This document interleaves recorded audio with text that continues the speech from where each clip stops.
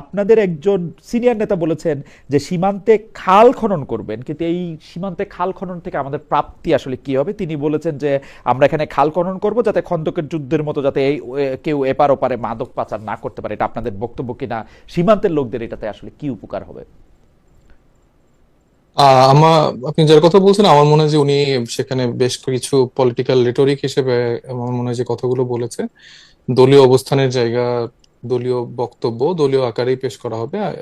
ওনার বক্তব্য যে এটা ছিল, আমার মনে হয় যে যেই প্রতিবাদ বা যে আসলে আমাদের মধ্যে কষ্টটা ছিল বা আছে। আপনি জানেন না যে আজকেও লালমনিরহাটে আমাদের একজন বাংলাদেশি কে বিএসএফ তারা গুলি করা মেরে ফেলা হয়েছে।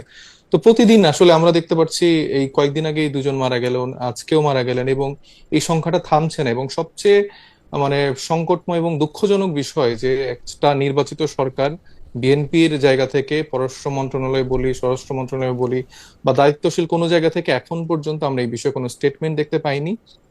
তো এটা আসলে আমাদেরকে ভাবাচ্ছে যে এই 17 বছর, বা আপনি যেটা উল্লেখ করলেন যে স্বাধীনতার পর থেকে যে সীমান্তে যে হত্যাগুলো হয়ে আসছে, সেক্ষেত্রে বাংলাদেশের যে একটা নীরব ভূমিকা, বা বাংলাদেশের আসলে কূটনৈতিক জায়গা থেকে এই বিষয়টা কোনোভাবেই তারা ডিল করতে পারে না, সেটারই এখন একটা আমার মনে হয় যে এই খলিলুর রহমান সাহেবদের নতুন আর একটা যুগ তৈরি হয়েছে, যারা আসলে আবার ভারতের তাবেদারি বা ভারতের